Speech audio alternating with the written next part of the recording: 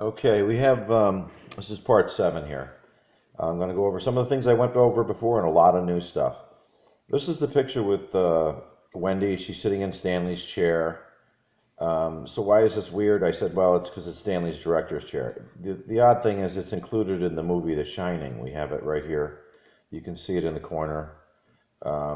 It's a woven wicker chair. This is Stanley's director's chair. So, we see it in the movie.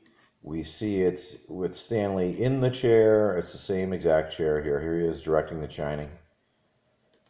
We see it's in this shot, but Wendy's in it. So it's just a little clue that we're going to be looking at Wendy and her birthday and the day she was born and the day she was married and her husband. Anyway, let's close this out. I showed you this picture before, but I left out details that I'd like to add now. It's Stanley Kubrick's birthday, okay? And we're dealing with an allegorical puzzle that works on Jungian threads. And here he is on his birthday, and he has silly string all over him. So it's a little clue that we're looking for strings and threads. And there's the chair again. There's the chair again. It's clearly Stanley's director's chair. Another thing I want to mention is Stanley's father's name was Jacques. So Jacques Kubrick was his father. He was a doctor. So you had Jacques and Stanley, Jack and Danny. It's a very close match. This is a picture of the Overlook set burned down. You know, once we go, it's always fire, burning, smoke, the Burns twins. So the set burns down, and this is a picture of Stanley Kubrick laughing that the set burned down because it fits his allegorical puzzle perfectly. So he's just beside himself on how great it is that the set burned down. Besides, the filming was done at that point, so they didn't need to use it anymore. Let's do this. This is, well, let's go back to the 1964 World's Fair. We saw the NASA hardware for the first time there. We saw the Ford Falcon there for the first time. We saw the Ford Mustang there for the first time. We saw the Unisphere there for the first time. We saw the AT&T video phone, or I'm sorry, the Bell telephone video phone there. And we also see a model of the World Trade Center for the first time. This is the brand new, going to be the brand new World Trade Center. This is 1964 at the World's Fair. We see this. So that's interesting. Here's the one-eyed Jack. He's a professional card shark. He cheats people in cards. This is who Barry Lyndon works for. This is actually the same man that plays the writer in Clockwork Orange. But here he is, a one-eyed Jack. Here's Slim Pickens, the Matador bull rider. Major King Kong. Once we have the card game, King Kong, chess, king.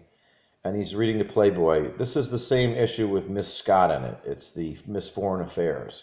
So it's Miss Scott. She's the same one that's in the UFO TV show. And let's just close this. Here she is, Miss Scott. She's answering the phone for Buck Turgidson. He's getting a call that all the atomic planes are on their way. And he's in the toilet taking a crap, so he can't come to the phone. So she talks to, and so we have Buck Turgidson. We have the bathroom.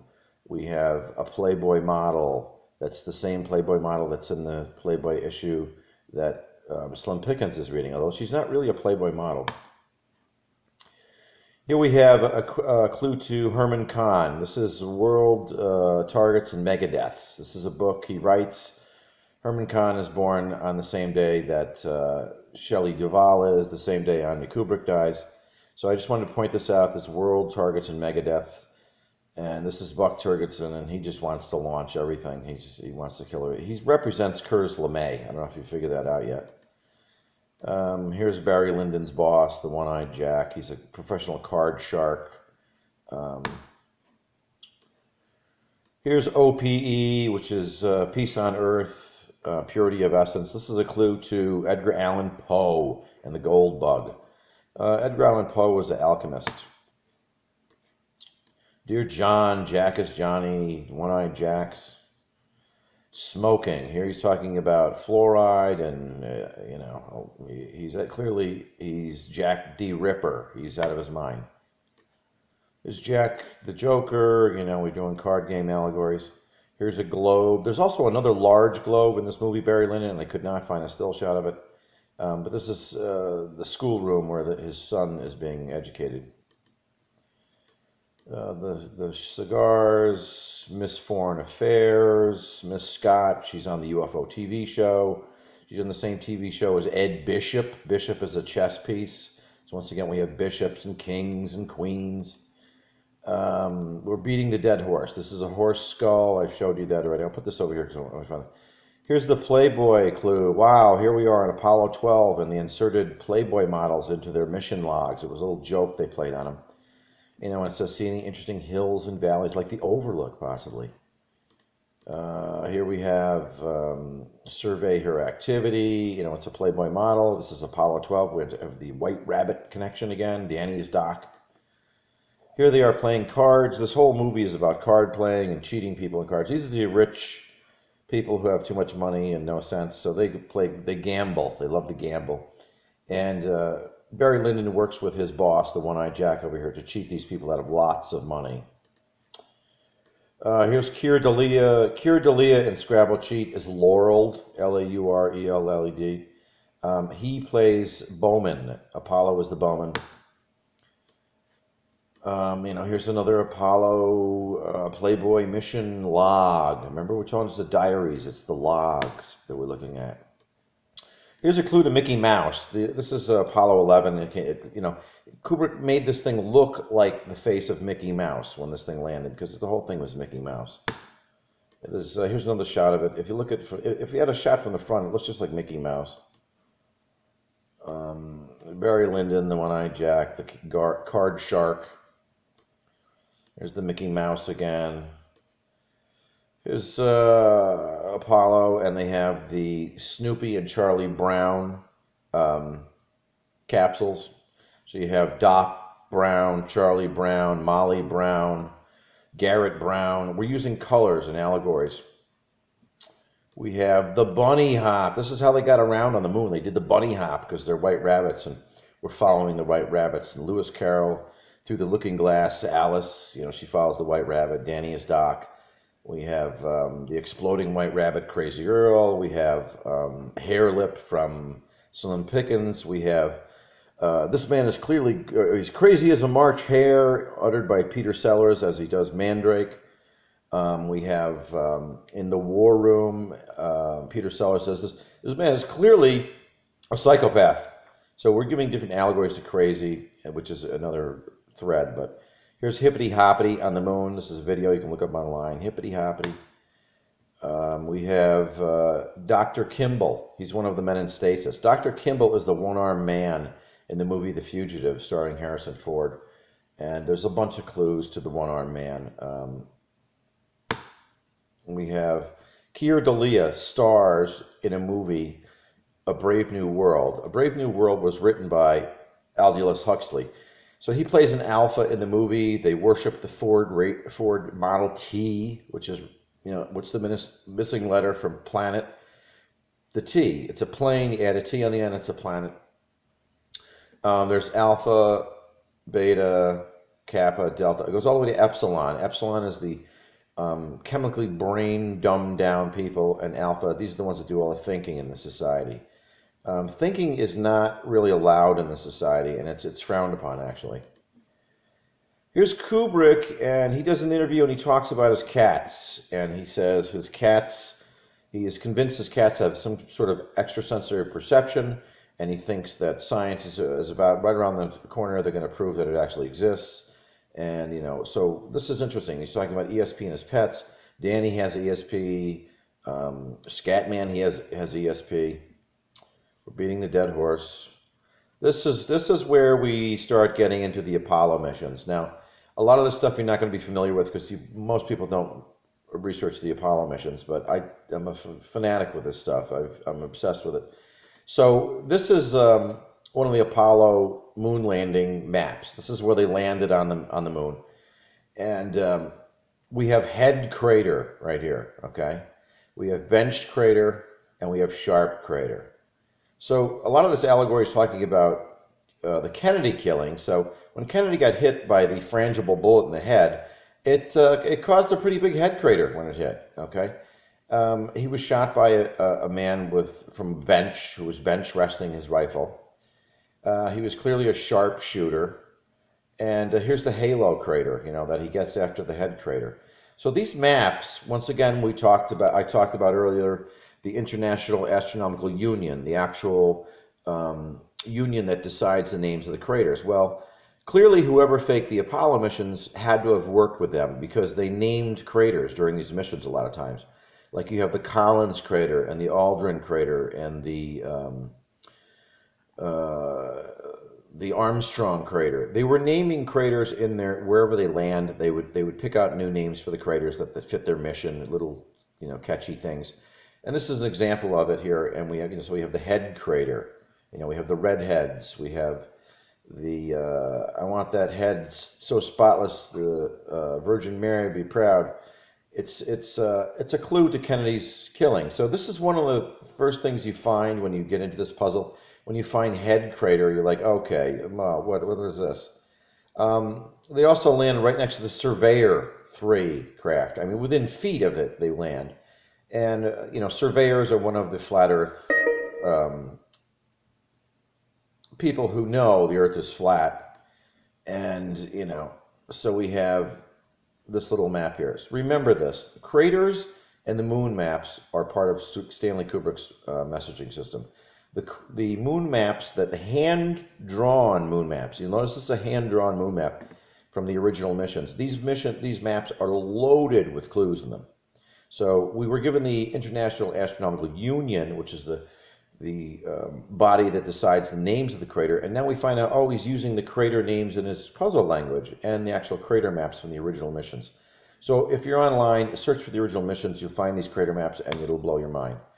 Here's the Titanic. Or I should say, the Titanic is on top or the Olympic is on bottom. My point here is if you count the windows on here, there's a different amount of windows on them. And this is the ship that leaves on the day on its maiden voyage, the Titanic. And you notice you really can't see any detail in this area, almost like it's been blacked out with some kind of crude pre-Photoshop photo technique. Because this would show you where all the plates have been riveted on. They didn't have welding at this point, so they had to rivet them. So that's the Titanic twins. Here's Keir Dalia in Brave New World, written by Aldous Huxley. And it's basically the world we live in now. This is clever. This is Kubrick on his little tricycle, just like Danny. Kubrick likes to have control of the big wheel. He loves the big wheel. This is another birthday clue. We have, he's on the set of Spartacus, and he's smoking. Anytime you see Kubrick in a photograph where he's smoking, he's giving you a little clue that, yep, where there's smoke, there's fire, the Overlook Hotel burned down, the Burns twins, the fire axe, the Apollo 1 fire, He's giving you a clue to birthdays here. So there you go. Here we have Jack in his interview, and he's with Ullman's assistant is Bill Watson. This is a clue to Sherlock Holmes. We need to become detectives to figure this out. So it's Bill Watson in this thing. He's Ullman's assistant. In real life, Kubrick had an assistant, Leon Vitali, and I think those two men were kind of like partners in crime. They were so involved in this puzzle technology or puzzle terminology that they became obsessed with it. And so it's like a Sherlock Holmes and his assistant Watson. We also have the Sherlock crater on Apollo 15. So we're given other clues to this Sherlock Holmes. These curtains in his office are actually theater curtains. Apollo is a theater, Lincoln is a theater, Kennedy is a theater. So we're given clues to that. There's theaters. This window is spatially impossible in the hotel. This office is in the dead center of the hotel. There are no exposed windows in this office. So it's a little clue to spatial disorientation and that things you thought were in one place may not really be there. But we have the theater curtains. This is Jack Kennedy. We have his assistant. We have Leon Vitali and Kubrick, who would be the same kind of thing, like a Watson and his assistant. And let's close this out.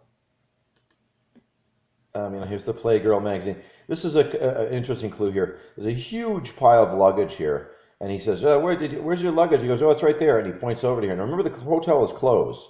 So there's no one in the hotel. So the only residents of the hotel are Jack and his wife and Danny.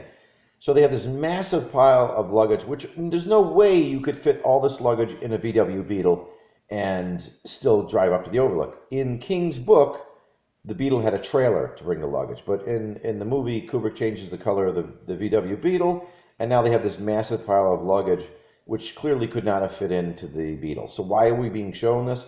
Well, you know, the moon missions, they landed on the moon, they played golf, they had a golf cart. I mean, they had just way too much stuff to even fit in that little LEM. But no one ever thinks about that, so, you know, it's just we accept that, oh, they got all that stuff in there, and you know, they lived for 8 days on the moon, and they, you know, they pooped in their pants. You know, bathrooms. I went one of our bathrooms there. One of the ridiculous things you realize is all the Apollo spacesuits are bathrooms. There were no bathrooms in any of this craft. So when you had to go, you went in your spacesuit. So if you were up there for 7 days, okay, and you can't take your spacesuit off, you know, really? I mean, you really believe this stuff? It's ridiculous. The first capsules were gull-winged, just like the DeLorean car. Isn't that interesting? This is Peter Bull. This is another Matador Bull clue. Excuse me. His last name is Bull. You also have Douglas Trumbull. So a lot of the people's names are clues. I don't have the rights to this picture, and I wish I did because it is so genius. What you need to do is go online, go to Google, and do a search for All Things Jack Nicholson under images. And there's a picture of All Things Jack. And this picture is a Stanley Kubrick picture, even though you wouldn't think it is. But in here you have the Jackson marbles. And I don't want to tell you too much about it because it would spoil it. But if you're at this point in the video series, you should be able to look at this thing and go, oh, I understand what that thing means. I understand. So there's little clues in here. I blurred it out because I don't own it. But I highly recommend seeing this picture because it's mind-blowing on how many different clues that there are in this puzzle. You know, here we have Snoopy again, you know. Snoopy and Charlie Brown, the color. And Snoopy in the Red Baron. And Ronald Barron is the man that investigates the Apollo 1 fire, and then he gets killed with his whole family when his family is run over by a train. So isn't that interesting? Ronald Barron, Snoopy the Red Baron. We have the color Red Baron. We have Charlie Brown. Here's a comparison between the Mercator projection, which is the one they established in 1582, and the Peters projection. And you can clearly see that the real shape of these continents is so far distorted, but it's never fixed. You know, we realize that the Peters projection is much closer to the world we live in, but it's never fixed. And then we run into the problem that, well, wait a second, the blue marble picture we got back from Apollo matches the Mercator projection. So what's going on here? How can you have two projections? One's more accurate than the other, but we keep the old one? It doesn't make any sense. You know, the Mickey Mouse capsule. Here's some interesting projections here. I call this the Batman projection, the heart-shaped projection. Lolita, she has heart-shaped glasses. The balls projection, the pyramid projection, the corona projection, the square projection. You know, it's ridiculous. And that's the end of this video here, as far as images. Let me see if I made notes on stuff. Oh, the B-52's first flight is April 15th. Why do we know we're looking for the first flight? Because April 15th is Jackie Robinson Day, and also the Kitty Hawk Apollo CSM. Kitty Hawk is the location for the Wright brothers. They were first in flight. So we have first in flight. The first flight of the B-52 is April 15th. Jackie Robinson Day, IRS tax day, the day Titanic sinks, the day Lincoln dies, the day the Donner Party departs Lincoln, Illinois. So it's a nexus date. We have Kubrick's Playboy interviews. I made a point in mentioning the Playboy thing again. The reason he keeps hammering Playboy is all the clues that I'm extracting here and telling you about. A lot of them were in his Playboy interviews. Clearly not all of them, but a lot of them were in there. And they're in there allegorically and hidden, but they're there. You know, the guys do the bunny hop on the moon. We have it's full of stars. Keir Dalia says it's full of stars. Well, the whole puzzle is full of stars, and also the puzzle itself is full of stars because We have the Corona Borealis, it's a star system. We have the Antares CSM, which is the Apollo CSM. We have the Capricorn 1, which is a zodiac and a star system. We have Aquarius, which is the Apollo 13 LEM, I believe. And, it's a star system. It's a zodiac and it's a star system. We have Gemini, it's a zodiac and it's a star system. We have the Tropic of Capricorn. We have the Tropic of Cancer and the Tropic of Capricorn. When you go down to the South Pole, you cross the Tropic of Capricorn. So why did they name the movie Capricorn 1? They're giving you a little clue that the South Pole doesn't exist. And once again, we have one. We have the one-eyed jacks. We have the monolith. We have one-point perspective. It goes on and on. One small step, one giant leap. One flew over the cuckoo's nest. It's Apollo 111. So it's 11, or it's 1, or it's the first. It's Jungian first. In Eyes Wide Shut, Alex gets strapped down to a chair and has his eyes strapped open. And he's forced to watch movies. And he hates it. And the allegory here is, you were Alex. You didn't know your eyes were being strapped open and you had to watch this stuff, but you did anyway. You watched TV, you watched Star Trek, you watched the movies that were out there. So you're absorbing all these alchemical things, even though you don't know you're absorbing them. So the allegorical story of Alex being strapped down with his eyes strapped open and he watches movies endlessly, it's basically what I had to do to decode this thing, and it's clever. Let's see what else I got here. You've got Gordon Cooper, you've got Gordon's Vodka, you got Buzz Aldrin. Now, do you think Buzz Aldrin got the name Buzz because they nicknamed him after a bird, the buzzard? Or do you think Buzz Aldrin got the nickname Buzz because he was buzzed all the time on alcohol? I'm guessing it's the latter. Let's see what else I have. I made a mistake. Salinger's book, The Catcher in the Rye, came out November 22nd, 1951, not 45. Let's see here. That's about it. There's going to be another video, but I just wanted to tie up some of the loose ends.